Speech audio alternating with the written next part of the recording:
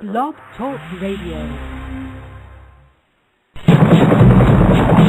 10 years ago, a crack commando unit was sent to prison by a military court for a crime they didn't commit. These men promptly escaped from maximum security stockade to the Los Angeles underground. Today, still wanted by the government, they survive as soldiers of fortune. If you have a problem, if no one else can help, and if you can find them, maybe you can hire LCS Hockey.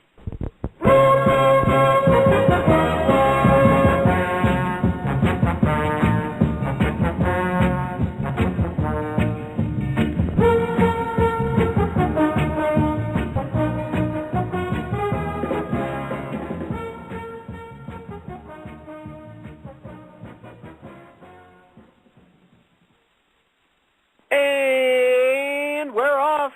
It's home to the Jim Iovino hologram. It is the LCS Hockey Radio Show. Brought to you, as always, by BackpagePress.com and by the #1 non-updated hockey site in all the land, LCSHockey.com. LCS. Faux shizzo. Faux shizzo. That's right, Mike Dell. All right, here we go, Mike Dell. Residents of Glendale, California are making a serious push to nominate Kim Kardashian as mayor of the city. Kim joked about doing the job, but said she would ultimately decline after learning that being mayor has nothing to do with her horse face. I don't really get that. Being mayor. What do you mean? Being mayor has nothing to do with her horse face. Mayor. But mayor. She's running for mayor, not mayor. Yeah, but it's all in the pronunciation. You know? That's all I'm saying, Mike, though. Huh. Mayor. Mayor. You see what I'm... It's smart. It's a smart line, and a smart crowd will appreciate it. And I'm not going to dumb it down for some bonehead mass audience. Now, is that you doing that? Yes. All right. Because we had an issue with someone before the show. Yeah. Our pal, the Ed, knows how to get into the soundboard thing, and he's been playing little tricks. Yeah. But, yeah. All right. A mayor is a horse. Thank you, the Ed. Thanks. I appreciate that. He put himself on the air. What a dick. That's right. Why did we give him the power to get into? I don't understand what I did. This is all my fault, you know. I know. You let the open up Pandora's box, as it were. And now he's running loose. Well, that's fine. All right. Host of American Bandstand and Pyramid, Dick Clark, passed away today at the age of 82 of a massive heart attack. Clark had been in show business for over 60 years and hosted almost every New Year's Eve celebration since 1972. His moniker of America's oldest teenager now goes to Surrey Cruz. Yeah, I don't get that one either, I got to tell you. It's smart. It's a smart line. I don't think it is. That's the problem. Surrey Cruz, she's like 3 years old, but she's got makeup and her own clothing on, and she's being followed by the paparazzis. I hate to be the guy that interrupts, but I got to say one thing. What? All right, Ed.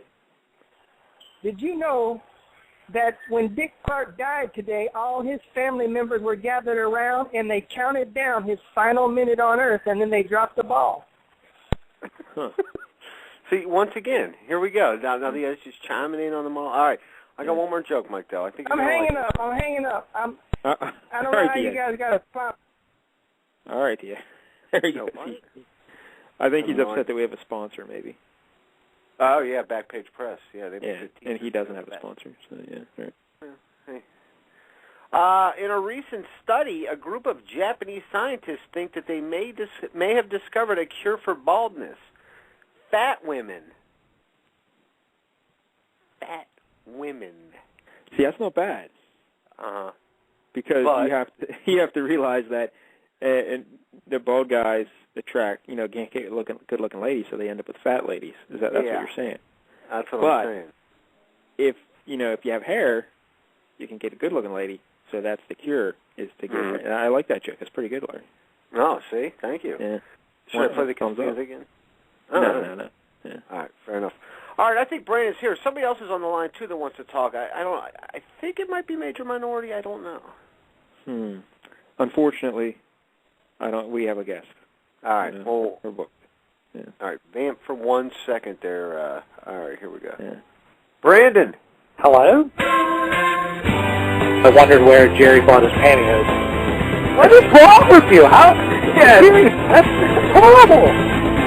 How do you call yourself a man? Holy hell, I need to have these women.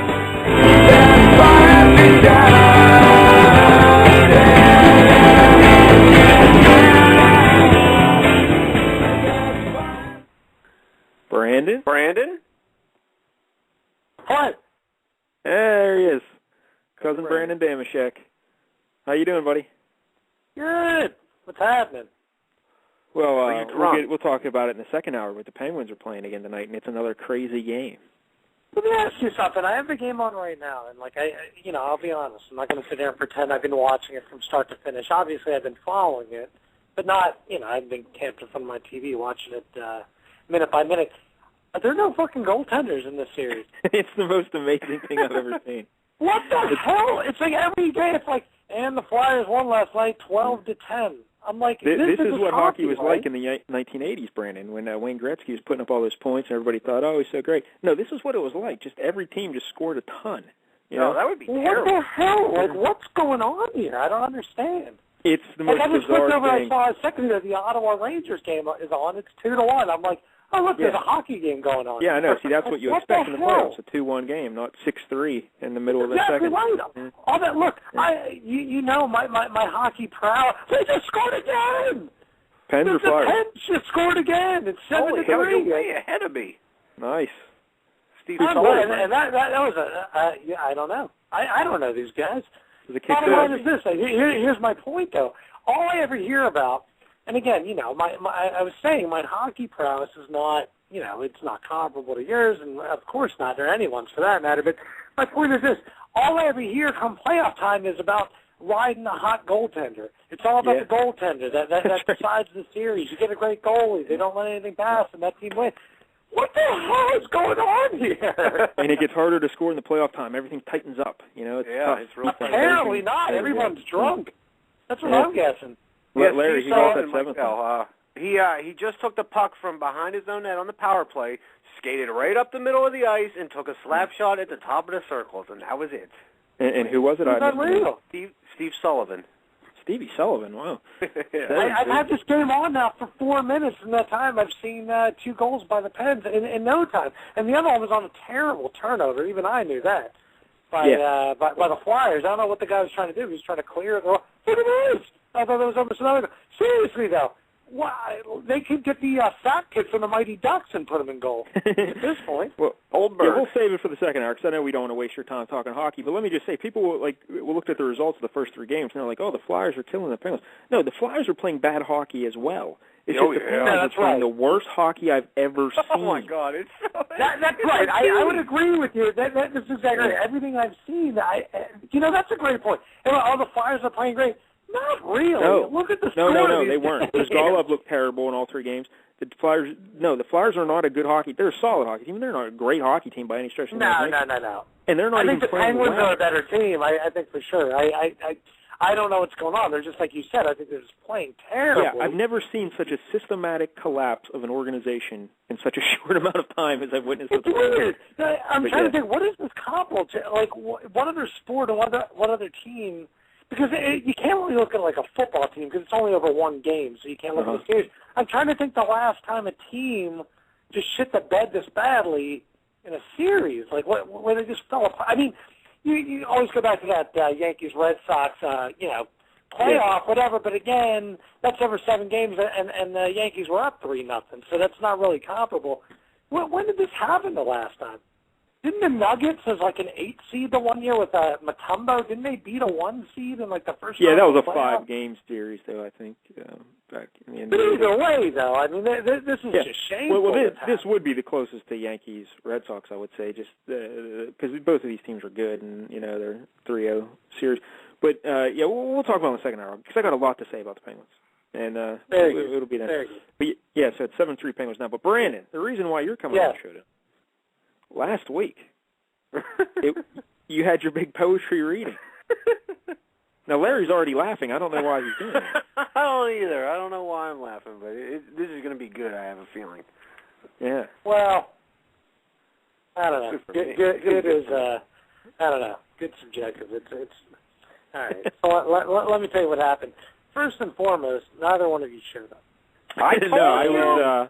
I was told busy. you that night you announced it that I would not 100% be there in any way, shape, or form. Well, listen. That's first. Second and foremost, I didn't show up. You didn't show up. You showed? Well, let me tell you what happened. Imagine 4 hours to show up to surprise you in Harrisburg. Listen, no. Okay, listen. I just said that's my basic setup here. I'm going to tell you why, though. I'm going to tell you what happened. So now, here's what you have to understand, and I mean this in all sincerity and all legitimacy and all being as genuine as possible. I have been looking forward to this for months. I mean, and I mean that literally months. I have been over the moon about I've not done a poetry reading. It's been literally a decade.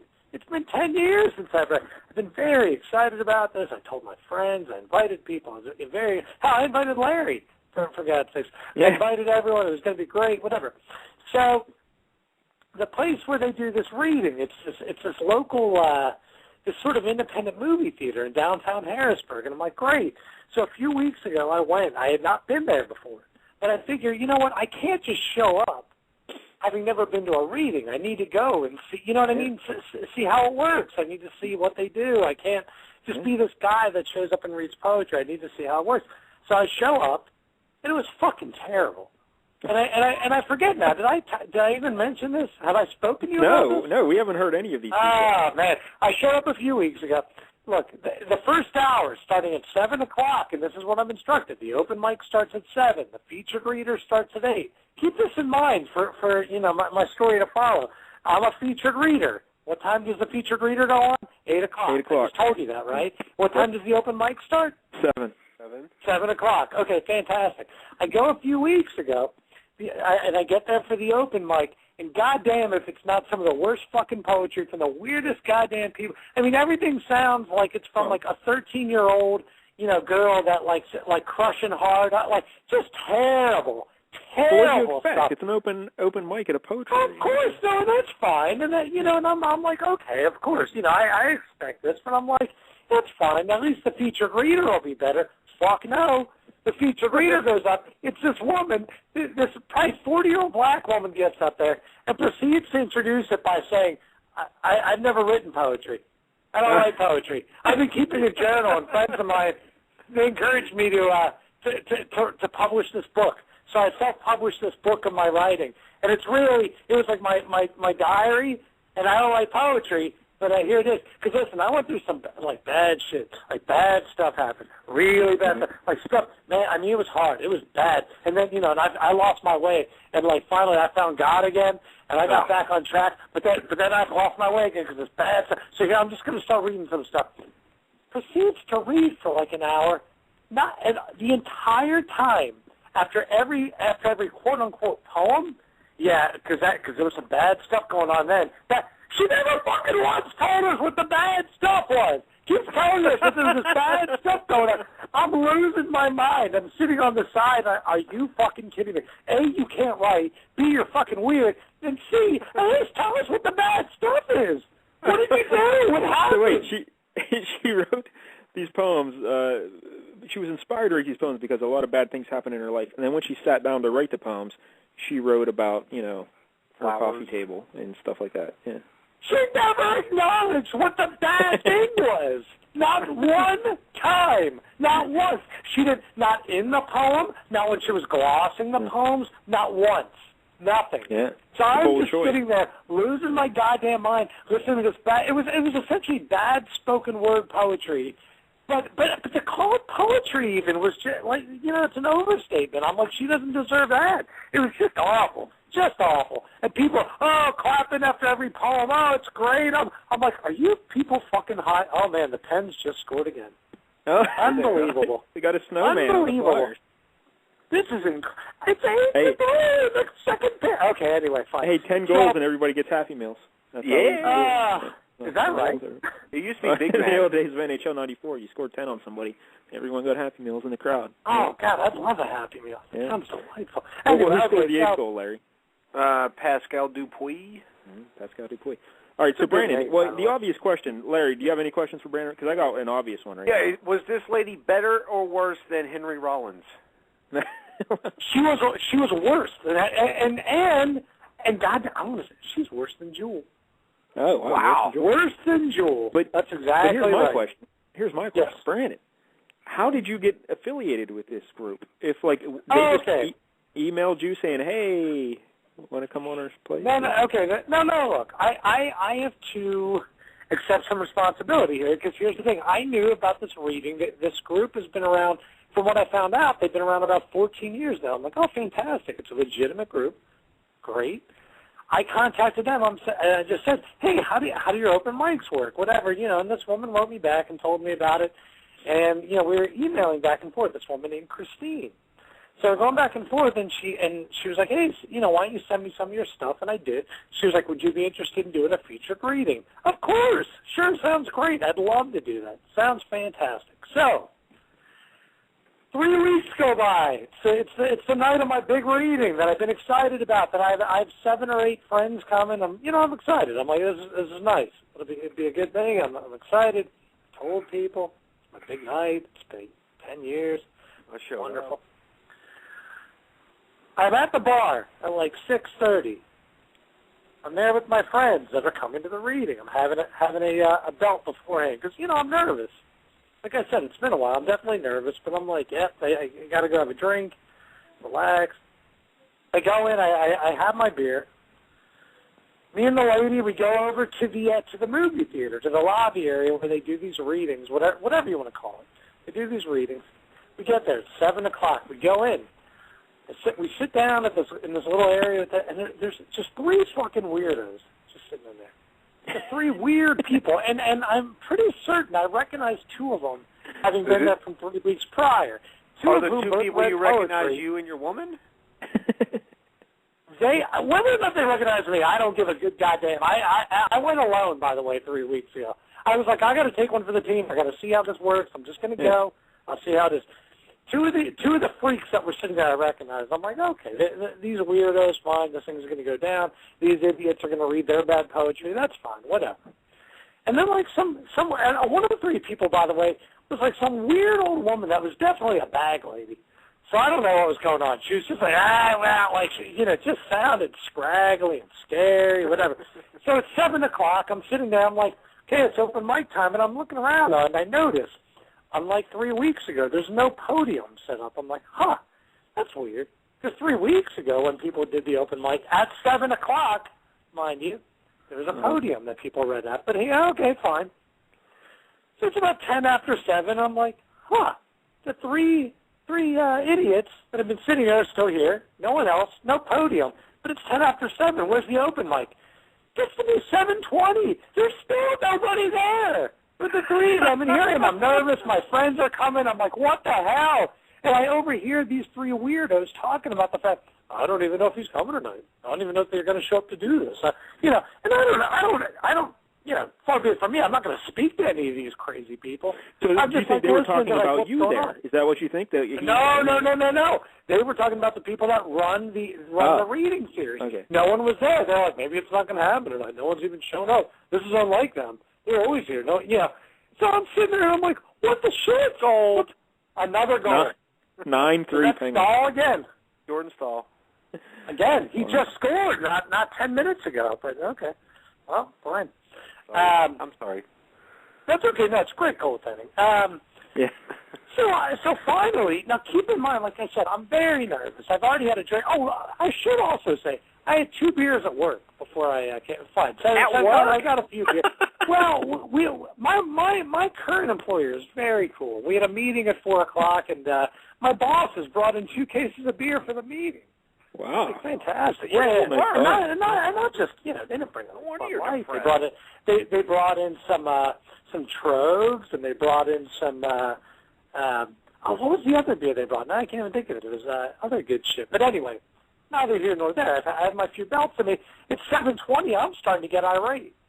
I'm pissed off at this point. I'm like, look, they told me to be here at 7 o'clock when they have their open mic. No one's here. I'm like, what kind of fucking show are you running? You know, I'm supposed to do a reading in 40 minutes. There's nobody here. And goddamn if I'm going to read to 3 fucking weirdos and 7 of my friends, because then I look like some self-serving asshole that's like, who wants to just see their friend read poetry to them? You know? so I leave. I go out to my car that's parked right across the street. Me and the lady go out, and we're sitting there for a little bit. And she's like, what do you want to do? And I'm like, I don't know. I'm fucking steaming right now. This is insane. I'm not going to just sit here and wait for these people to show up. And so finally, about 25 after, no one's come in yet, we say, fuck it. I'm like, I'm leaving. I'm not going to sit here. I'm not doing that. Like, this is insane. I got to go warn my friends. Wait. 25 after 7, and you leave, right? 25 after 7. Now, keep in mind, like I said, I'm supposed to do a reading at 8. There's 3 people there. There's nobody who runs the thing. No one's there. But there's still 35 minutes. It doesn't matter. The people that run the reading series are supposed to be there at 7 o'clock. There's no one there. There's no one there to greet me, to say, hey, listen, you're going on at 8, to say, hey, look, we're going to do the open mic, to say anything. There's no one there. Yeah. So I'm just upset. I'm upset at this point. I find it unprofessional. I don't care for it. I'm like, I'm not doing it. Fuck them. No way. Yeah. No way am I going to have all of my friends show up, have nobody running this thing, and they can sit in a room with 3 weird fuckers and listen to me read poems. There's no way. I'm just not doing that. Because imagine, that would be like inviting your friends to your house to have you read to them. I do it every Friday. Oh, please. And by friends, I mean cats. Well, and that I believe. So with that, instead, I went back to the bar. My friends were still there. They're like, what are you doing here? I told them what happened. I was like, let's have some beers. So we sat there and drank. We drank and we drank. And then... And how did this decision go over with the organizers of the event? Well, I went home that night. I sent an email to the woman, to Christine, and I have the email right here. I'll read it. Ah, this will be good. So you're going to do a reading for your friends right now. So I'm going to do a reading of my email that I sent. And keep in mind, you know, it's not. I'll be honest. I've not even reread this even to myself, so I'm not quite sure what I said, but I'll tell you what I wrote. It says, "Hey there." Oh, this was at 8:55. So this is only an hour after the reading was supposed to start. So the reading didn't happen. That is, my reading didn't happen. I was at the Midtown Cinema at 7:10, and there was no one there outside of 3 people who may or may not have been there for the open mic. I waited until 7:30, and there was no one there to actually run the event. At that point, I decided I wasn't going to read 45 minutes of poetry to 3 people and my friends who were intending to come. I texted them and told them not to bother, as the people running the event hadn't even bothered to show up. I have to tell you that I'm really disappointed in how you guys handled this, particularly because, A, I've been looking forward to reading for months, and B, I had a bunch of friends who cleared their schedules to come. Now I look bad in their eyes. What's more, I overheard the 3 people sitting there talking about the fact that the organizers weren't present and whether or not they should just leave. I'd only been to one reading at the Midtown Cinema, but when your regulars say it's time to go, it's time to go. Needless to say, I'm really disappointed with how you guys failed to handle tonight's reading, and I'm not expecting to read or return anytime soon. This blows, Brandon. That's what I said then. So wait! You closed with "this blows." This blows. This blows. That's right. Now I got a response from Christine the following morning at 7:51 in the a.m. on that Friday morning. Bright and early. Yeah. Yeah, and by the way, well, I'll read this too, and then I'll get into this. She writes back, "Wow, that explains why you weren't there. There was a reason why, when I scheduled you, I told you that we start at 7:15-ish, and the feature goes on at 8. We seldom begin at 7 because our experience has indicated there are not usually enough people there by 7, and it has never been an issue before. You were scheduled to read at 8, and by 8 there were at least 15 people or so waiting for you to show. Some people told us that you were there earlier and left around 7:15. That was the report. So we held the open until about 8:20 to give you a chance to show. I, too, am disappointed. I will say I've never had a feature blow off a reading before. I'm not sure who the regulars are who weren't there, but maybe you are aware that if they are truly regulars, they will often get started when there are enough people. We are a long-established group of poets, not businessmen. As such, we have our own rhythms internally with opens, but when it comes to a schedule, i.e. you go on after the break at 8, we are very standard with follow-through. A little communication and patience on your part would have gone a long way here. I'm sorry you look bad to your friends. It didn't look great to us either. We were always looking forward to We were also looking forward to hearing you. I'm sorry you chose as you did. Sounds like we both lost. I wish you well with your writing, Christine O'Leary Rocky. That was a woman? That's a woman. So now, I got that email, and again, this is all pre-8 a.m., by the way. Yeah. And now I'm pissed. But again, I try to sound somewhat professional here, and again, I've not even reread what I wrote to her, but I'm going to read it anyway if you want to hear my retort. To which, by the way, she has not yet replied. So fuck you, Christine Rocky. Can you blame her, though? Really? Would you reply to you after that? I'd be like, fuck her. Here's my response. Christine, the quote-unquote report you got was inaccurate. I walked outside at 7:20 and sat in my car across the street till 7:30, waiting for people to show and the open mic to begin. When it still hadn't started, I bailed. Hell, even the quote-unquote regulars sitting in the Midtown were complaining that no one was there, and they were expressing their own panic as to whether or not the event organizer was going to show. So yes, even if your open mic is slated for 7:15 and not 7, it would still be nice for someone who runs the thing to actually be there by 7:15. I made an effort to come out a couple weeks ago for a reading to see what your group's quote-unquote rhythms were. After observing it and seeing that, yes, people were there by 7 and the reading started on time, I mistakenly assumed that your rhythm was a regular one and would hold true for last night. Obviously, that wasn't the case. I'm not asking you to be businessmen. Rather, I'm asking you to be professional. Yeah. And if this is truly something you guys have been doing for 14 years and for a few years at the Midtown Cinema, I would think someone on your end could have communicated to those of us waiting that the reading would be starting late and someone was on their way to organize things. So I, too, am sorry you look bad in front of your regulars, but for non-regulars like myself, some professional courtesy is appreciated.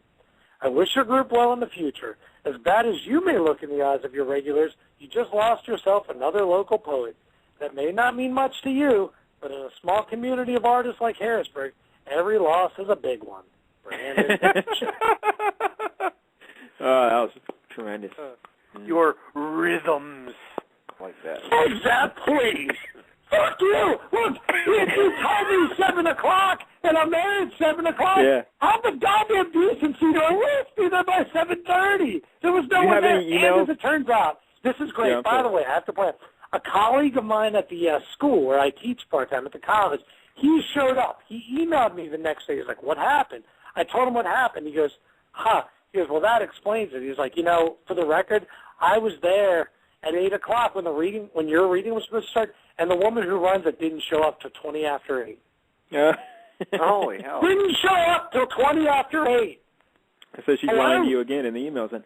So, but exactly. Do you have any emails from her before the event where she said it starts at 7, or did she say 7:15-ish? In all fairness, I would have to look and dig that out, but she did tell me 7 o'clock. Look, that's when the open mic starts. If my reading starts at 8 and it's 7:30 and there's no one there, including the event organizers, sorry, fuck you. Well, it's always nice. You. It's always nice when people organizing an event go off the ish time schedule, Oh, especially after the fact. That's even better. That's even better. 7:15-ish. I don't know. Look, bottom line is this. Like I said, here's the way I always look at things, and I expect to be treated the same way I treat other people. If I am having an event, or I invite people over, or I'm having a party, whatever, who the first person there is? Me. Because I set the thing up. I'm supposed to be there to welcome people and to say, this is how it's going down. I shouldn't have to show up and not have anybody there. Fuck them. Fuck them and their dirty assholes. Usually when I organize an event, I force everyone who's going to attend to watch me and observe me for several weeks at a time so they can learn my rhythms. It's rough.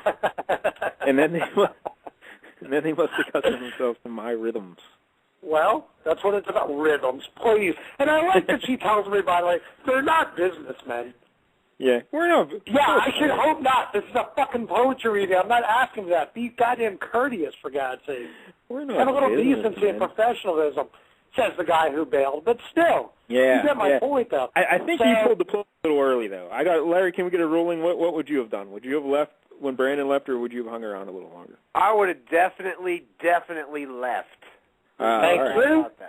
Yes. I think I would have stayed. I mean, Whoa. Well, the Ed's on Holy hell. The Ed.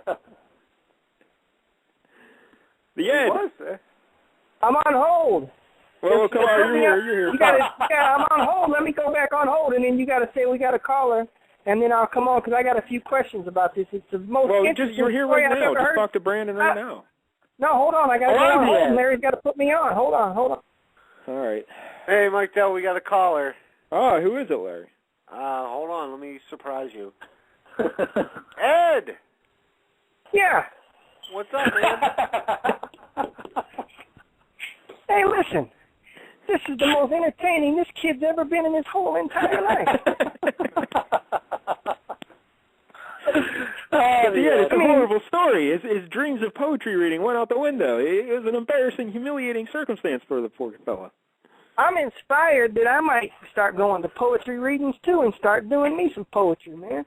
And then me and Brandon will have a poetry. I would love that, Ed. I would relish the opportunity. You, me, and then we could get Mike Dell as well. He could come do a reading with us. I'll read fiction. I'll read my mystery book. But, yeah, right. I mean, the Ed. How come you didn't wait, man? You kind of left a little too early. Yeah, see, that's what I think. I think you left too early as well. I disagree. Listen. I think what you have to remember and factor into this story again. It has been 10 years since I read. I'm very nervous about this thing, and I have a few belts in me. Now, come on. Act like you've been there before. Act like you've been there before, man. Like when I score touchdowns. I act like I've been there before. Yeah. And then you came off as like a pony unprofessional kid who doesn't know which side is up and the other side ain't down.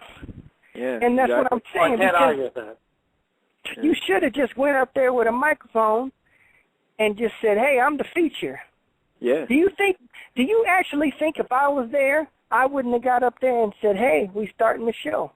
Yeah. There was no microphone. There was no lectern. There was nothing. That's my point. But you know there what? Was nothing there. You yell pretty loud from what I can gather. I'm very angry right now. That's why I'm very angry. So the Ed, how would you have handled the situation if you were in Brandon's spot? First of all, I'd have sat there and got more drinks and said, "Hey, this is from the poetry people. They said I'm on their tab." That's good. No. Wait. Let me correct you right there. The place where the reading was, they do not sell alcohol. There's no booze there. Yeah, he had to go across the street to a bar or something. What was this at, man? What movie was they showing? Mm-hmm. I don't know. It was an independent movie theater. It didn't matter. Look, there's two old weird guys and a bag lady. I'm not reading poetry to them for 45 minutes. Do you think that your cousin would have handled it in the same manner? You're showing that you're not a true Damashek, man. You're showing maybe that's why you're stuck. Maybe that's why you're stuck in a nowhere job and your cousin's flourishing all through America. Your cousin's flourishing all through America, and you're stuck in America.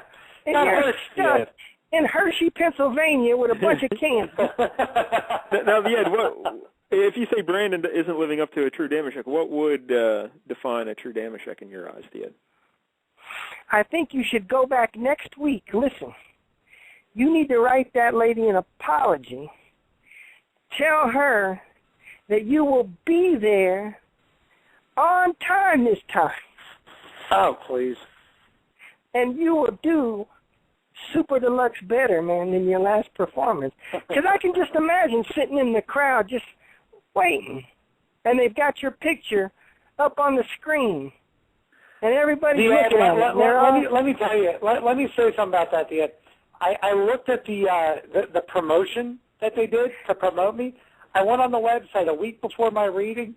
Apparently, all the promotion consisted of was some terrible picture somebody took of me with their cell phone sitting at the goddamn reading 3 weeks ago. I had total red eyes and I looked like a fucking serial killer. And that's what they put on their website. They're like, "Hey, Damashek has been published here. Come out." That's what it said. Yeah, I look like a fucking murderer. Well, I mean, that's not too far off. I've seen several pictures of you. You don't look like the most respectable individual. Well, I mean, Ed, we both have seen a picture of Brandon in a garbage can. You know? Yeah, that's what I'm saying, man. What kind of regular people lives in a trash can? And see, now this is a thing where Brandon could have used my services when I said, that everybody takes that picture and I give them the best picture for any time they're in trouble. Right. That's right. You should have reached out to me before. And you know what? Next time I do any kind of reading, you must not listen to the Ed Show. Apparently, you don't listen to the Ed Show. Because if you sometimes I do, sometimes no. Well, see, that's the problem with you, man. You upset me very much. You upset me recently with the whole gambling thing, where I asked you how I fell out of first place, and you said I was on the bad side, I think. Yeah, you're on the bad side. No, I just said you suck at gambling. Listen, I was in first place for a few days. Well, yeah, you had it, and then you kept... Well, yeah, then you came back to reality. But listen, listen. Yeah, Brandon's our guest. We want to talk to Brandon a bit more, so we're going to have to put you back on hold. I'm trying to interview this fella. But it's not the Ed Show. It's the LCS I'm like show. Walter Cronkite style. Hey, Larry, can I ask the Ed real quick? Can I ask him something? Sure. Yeah. Ed, how did you feel about Dick Clark passing away? Well, I was kind of sad. He was 83 teen because he was the oldest teenager ever. And I thought you meant because he was a robot. Well, here's what happened, though. I don't know if you noticed, Cousin Brandon, or not, but he had all his family and friends gathered at his bedside, and they all counted down his final minute on Earth, and then they let a ball drop when he died. You already used this joke today, in the last 30 minutes. At the top of the show, he used that joke. No, twice. And I got to tell you, not any funnier the second time around. Yeah, really. No, and Ryan Seacrest is having the after party tonight. He's the happiest man on earth right now. There's no doubt about it. Yeah. He's like Dick Clark out. That's what he's saying tonight. All right, yeah. Well, we got to move along. We want to talk to Brandon some more. We're going to put you back on hold. All right? All right, well, hang up on me, man. I'm tired of this show. All right. See you, the Ed. There he goes. All right, I hung up on him. That's our buddy, the Ed. Now, Larry, what do you think about Brandon's little poetry story? It's pretty good. But Brandon, listen. Don't let them tell you different. If you're there and now listen, nobody says 7:15-ish. The bitch told you 7. You show up. It's like 7:20, whatever, and nobody's even there. There's not even any signs of life. I'm out the door.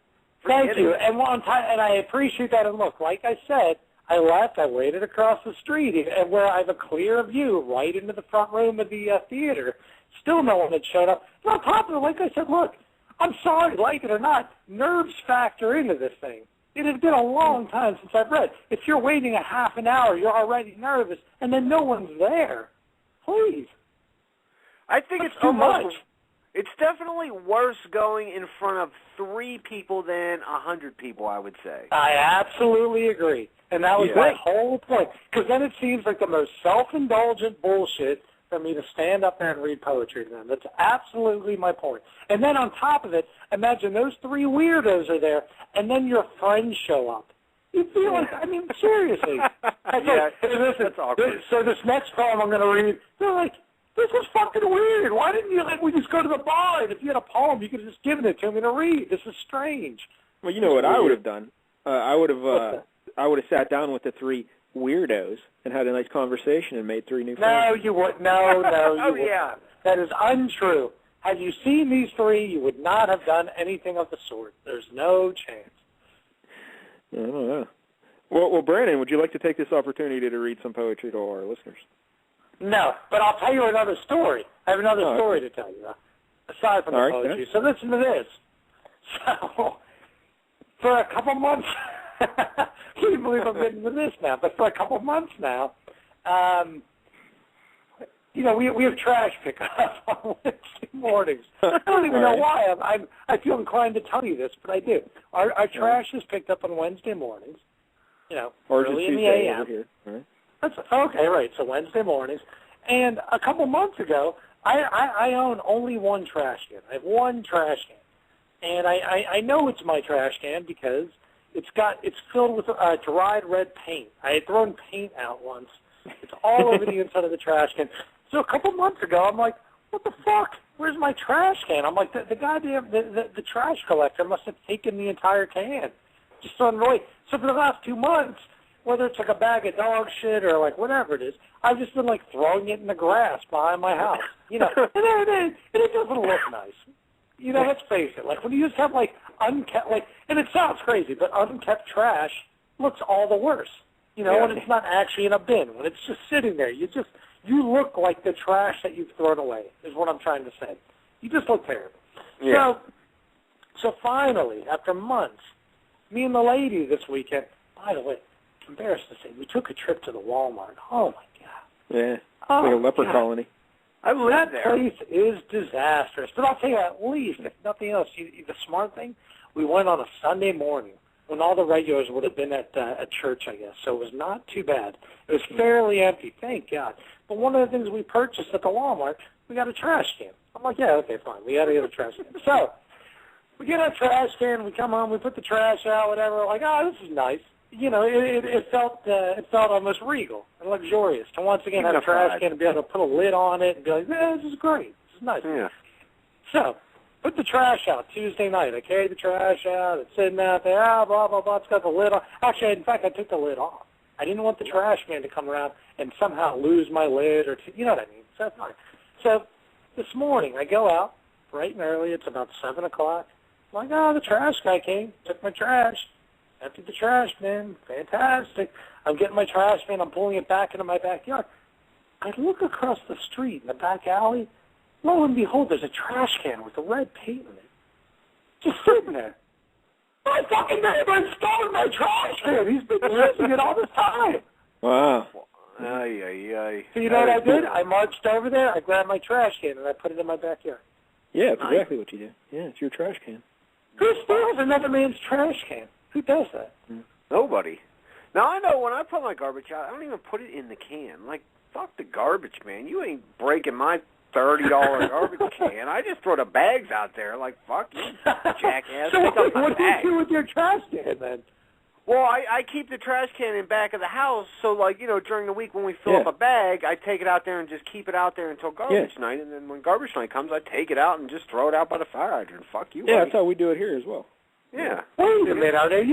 So when you're okay. So in other words, you don't fill bags, tie off like a full bag, put it in the trash can, and have that can out for the garbage man. Instead, you throw everything into a trash can directly, and then empty it from the trash can. No, I have a garbage bag in the kitchen, and once that fills, like I'm not going to keep it in the house, so I store it outside in my garbage can. But when garbage day comes around, which is tonight, like after the show, I'll go outside, I'll get like the bag or two that's in there and set it out by the fire hydrant because the garbage But then you're forced always... to reach into your trash can again. But that's all right. I don't want that guy busting up my cans. They're like $30 a piece, and they just throw them all over the place. Yeah, we never even had trash cans. We would just, you'd have the garbage cans in your kitchen or whatever, and the garbage bag in it. When it fills up, you tie it, throw it outside, and then put it out, take it out to the curb on garbage night. That's all. Yeah. It's weird though. You guys talk about it like it's like you've seen Men at Work. I'm guessing. You talk about it like they're bowling with your trash cans. They are because when you come down the road after garbage man, the garbage cans are everywhere. It's like a tornado went through and hit only garbage cans. It's like a free-for-all, a Donnybrook of garbage cans is where it's like on our road. So fuck them. You're just in the bag. Fair enough. I suppose. I guess I see what you're saying. I guess I don't want to do that sort of double duty of taking trash, putting it in the can, then reaching into the can and pulling the trash out. That's all right. Just wash your hands. That's okay. Yeah, that's what soap's for. Now, Brandon, will you use this garbage can story to inspire a new poem? I already have. Garbage can haiku? Now, tomorrow morning, you can look for it on the Twitters, and I'll have a garbage. Now, what about that, Brandon? Why don't you have a reading somewhere where you get up and you just read your haiku? I think that would go over very well. I'll tell you what, That's fine. I was going to say maybe I should come on the show one night and just read haiku. Yeah, anytime you want to have a little public reading of your haiku or poetry, you just come on. And Brandon, by the way, we forgot to do the Wire podcast this week. I know Larry. I was going to ask you about that. You know what? I went on the LCS thing through the iTunes Tuesday morning. I hit my refresh. There was no Wire show. And then I realized, I totally forgot about it. And I emailed Major Minority Monday night, and he's like, "Yeah, I forgot about it too." So what we're going to do is we're planning on this Monday. Excuse me, this Monday coming up. And okay. So if at 8:00, I think on Monday. So if you're around and you want to join in, please join us. And what we're going to do in the first episode, we're probably going to do a couple episodes, but the first episode we're going to talk about the Barksdale era on the Wire. No, see, this is okay. I already scheduled a show for Monday night. Oh, and what's that, Larry? I'm doing my my top 11 shades of white, and it's going to be intriguing. You think white is absence of color, but in fact, it includes every color, Mike Dell. Yeah. So, the great thing, what I really thought you meant by that, you're going to look at 11 historically interesting white people that were not white people. No. Had different skin tones. And I'm like, that's actually fantastic. But yeah, so Monday at 8, Major Minority and I, and hopefully Cousin Brandon will be talking about the Wire. Milkshake. Very good. And we're probably going to do our top 11 scenes from the first 3 seasons of the Wire. Wow, that's tough. I can't remember that far back. I'll put together a list, and then you and Major Minority can just comment on them. Brilliant. That's a fair idea. Because I should tell you, by the way, speaking of the Wire, just tonight we got. We got rid of the Verizon and got the Comcast installed. And now I have HBO on demand. I got it on demand. Brandon, it's great. Now. I have HBO on demand on my iPad. She's great. I watch it all the time. Have you ever seen the Game of Thrones? We had watched one episode. We went to Philadelphia a couple weekends ago to go to the Victory Brewery in Downingtown. Stayed with my cousin, and he and his wife have the HBO. We watched the first episode. Thought it was very good. Yeah, it's really well written. If you like fantasy, you'll love it. I mean, I don't like fantasy, but I like the show all the same. I think I've told you before. I think Lord of the Rings highly overrated. I think as far as film goes, I think it's really, really overrated. So there's that. But yeah, I don't like all that stuff either. But you'll get to see Boardwalk Empire now all the time. I'm very excited about that. Even though, again, I know season 2 ends. I'm not happy about that. There's a new show called Girls. Did you watch that? No, I've seen commercials for it. And then Julia Louis-Dreyfus has a new show called Veep. I saw that too. Yeah, that's right. That's right. Well, we actually watched the premiere of that Girls show. It was pretty good. Huh. Actually.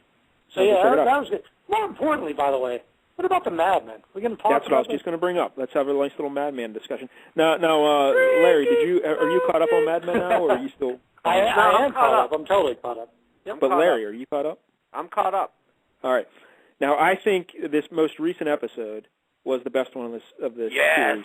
Of the season, I should say, the season. Yeah, it was the season, not the series. I think I might be with you as far as the overall the episode itself. I think I'm with you. It was great. It was really good. It was like an old school Mad Men episode. It had everything you love about Mad Men in it, And what are your impressions of this season so far, Brandon?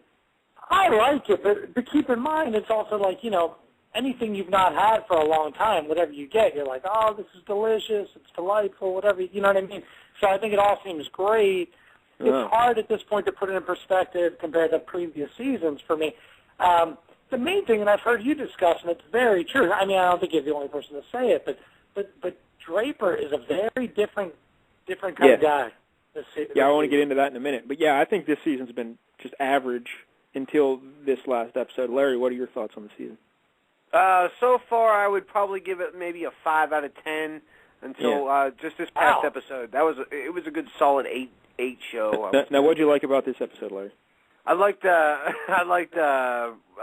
Price kicking Pete's ass.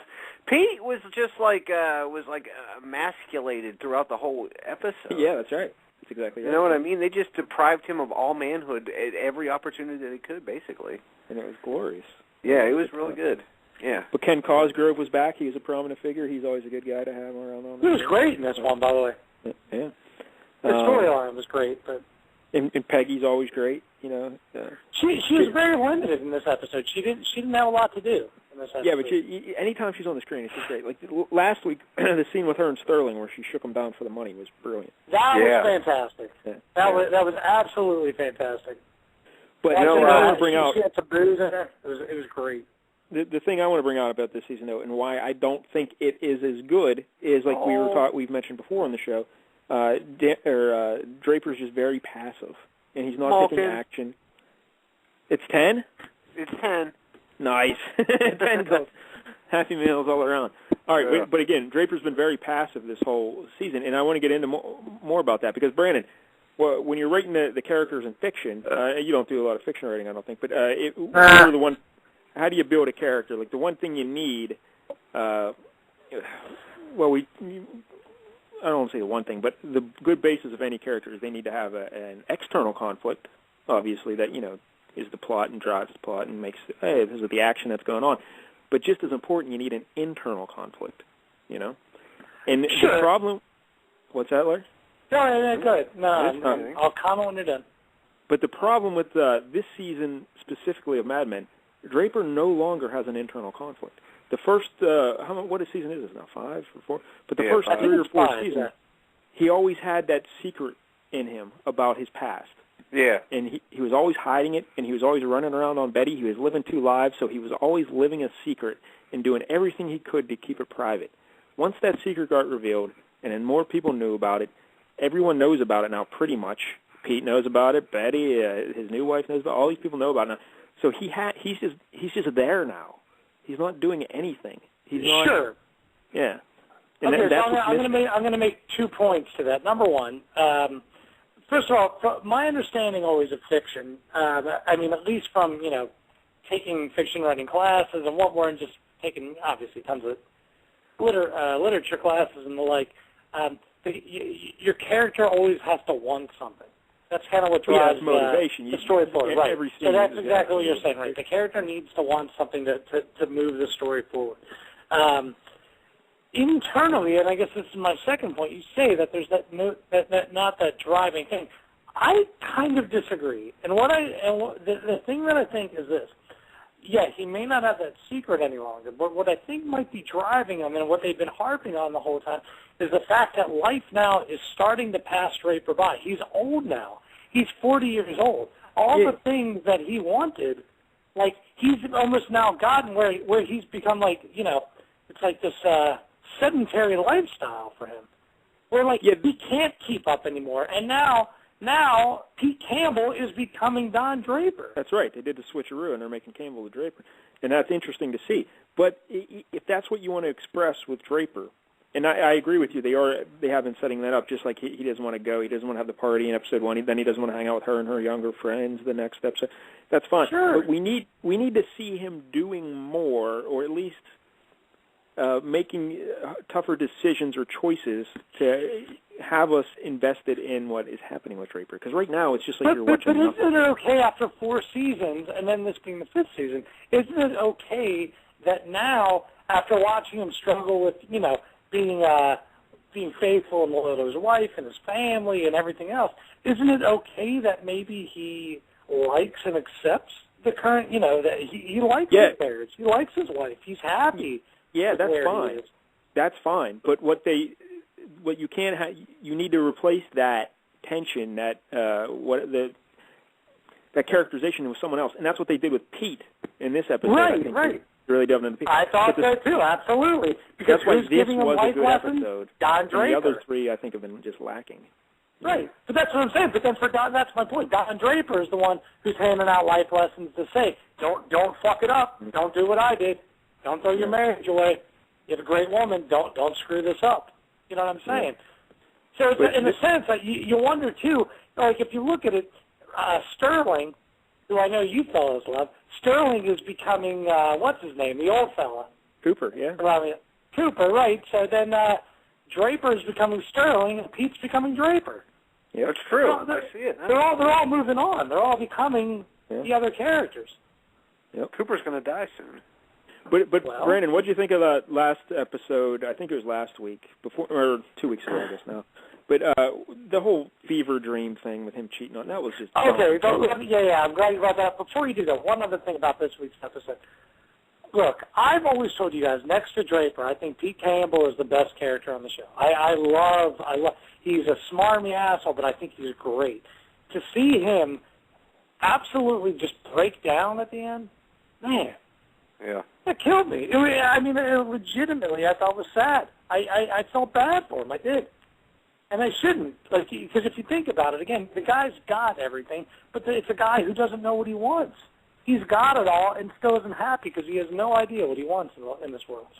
He's got this wife and this kid, and he's got this great job now, and he's a partner, and he's got money, and he's got the house in the country. He's got it all, and he's still miserable. He is Don Draper.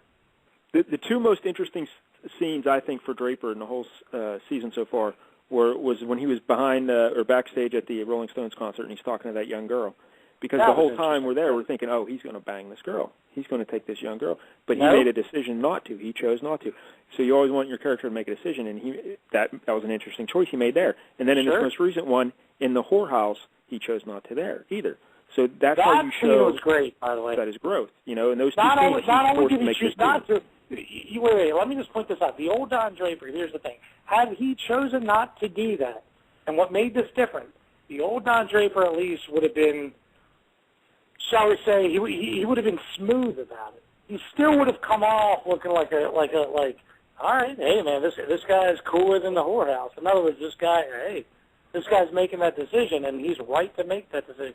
Here almost, it was one of these times he makes this decision not to. He almost seems a little square. Yeah. He doesn't seem quite as cool. Yeah. At least that was my impression. I was like, yeah, I agree. But the fact that they made him make the decision and showed him making that decision and making that choice, that's what we need to see more of. Just making, at least he took some sort of action. The whole fever dream was just ridiculous. That was all cliche and hacky, right? That whole episode.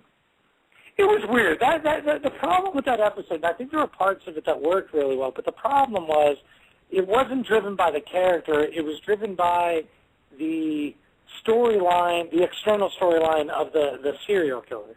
So that sort of informed the episode you know what I mean? It was in the background, but that was still overshadowing everything because it's like, well, what does Don do? He tucks her under the bed, and then you have. Yeah. Although I got to say this though, I think that the visual, the aesthetic, shot at the end of Sally being underneath the sofa.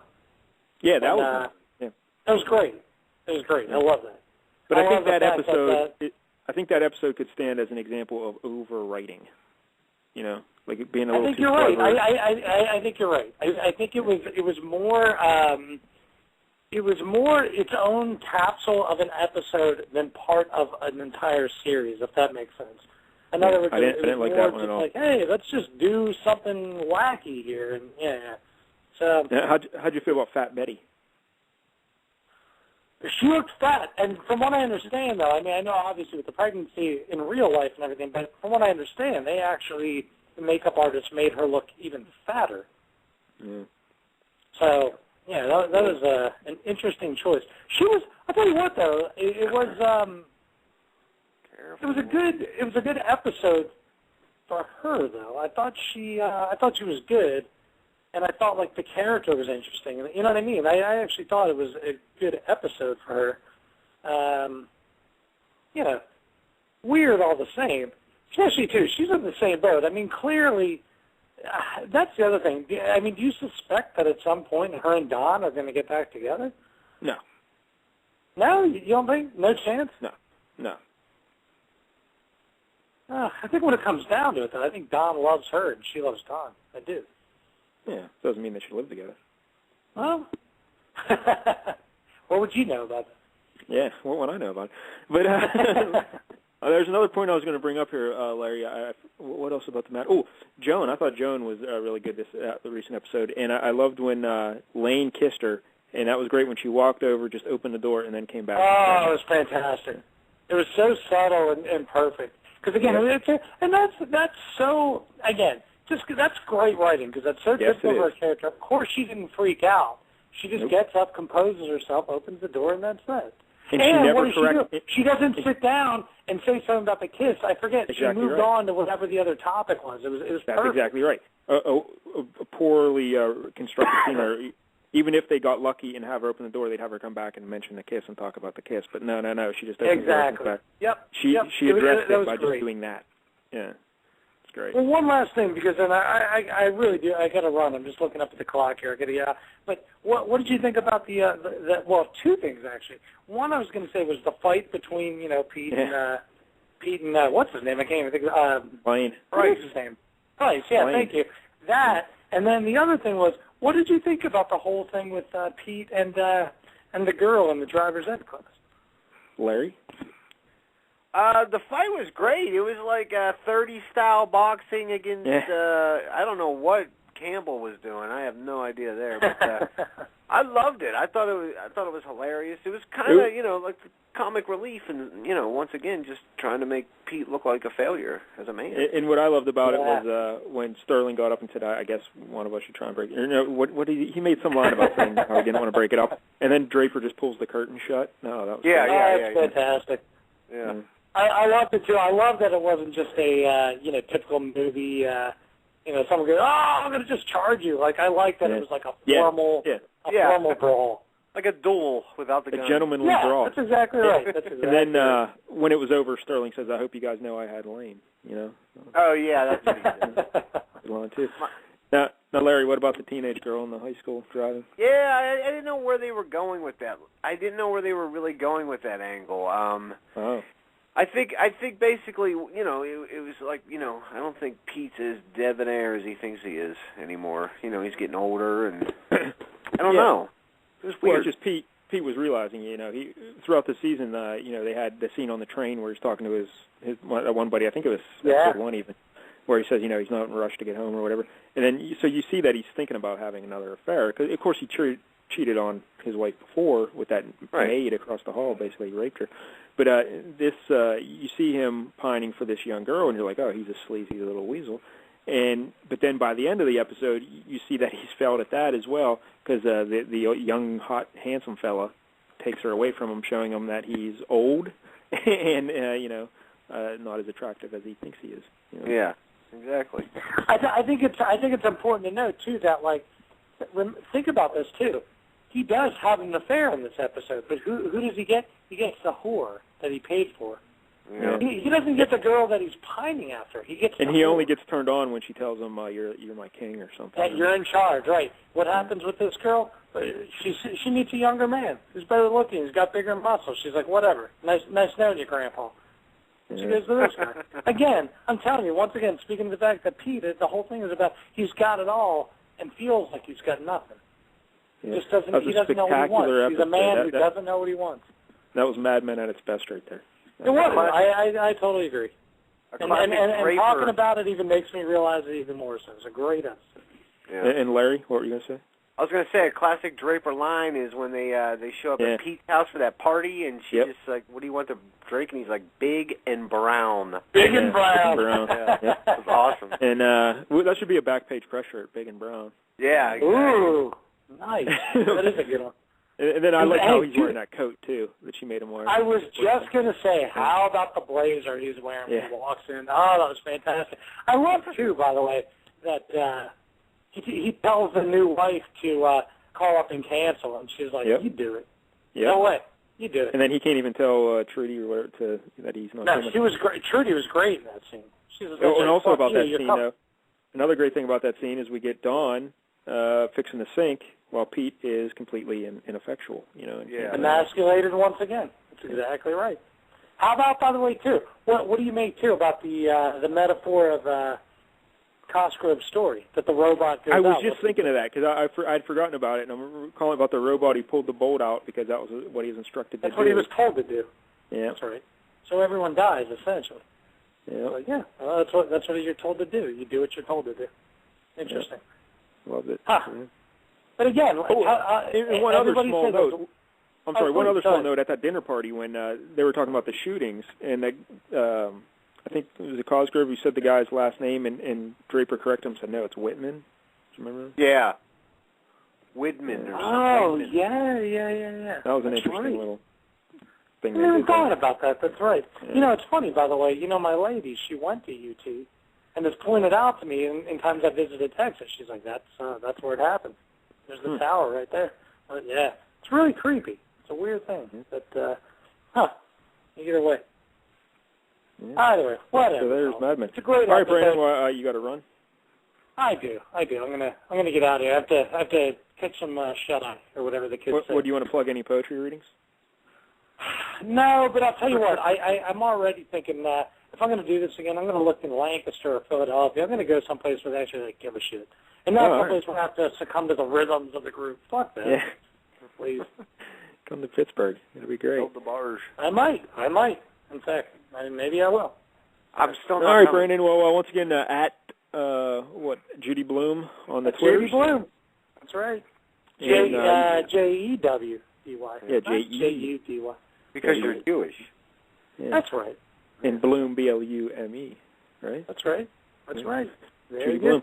Oh, And then by the way, your WordPress, Cousin Brandon. Yeah, the blog. I've been lax on, but it's still there. Still doing the Cousin Brandon, Mr. Hipster blog, and the Vanity State as well. That's an everyday one. At least that one's happening every day. One more thing, by the way, before I go, I don't know if you mentioned it. I had emailed you about this, about the Kurt Cobain, the supposed solo project he had in mind. What do you know about this? I haven't read anything else about it. Do you have more information on that? Or?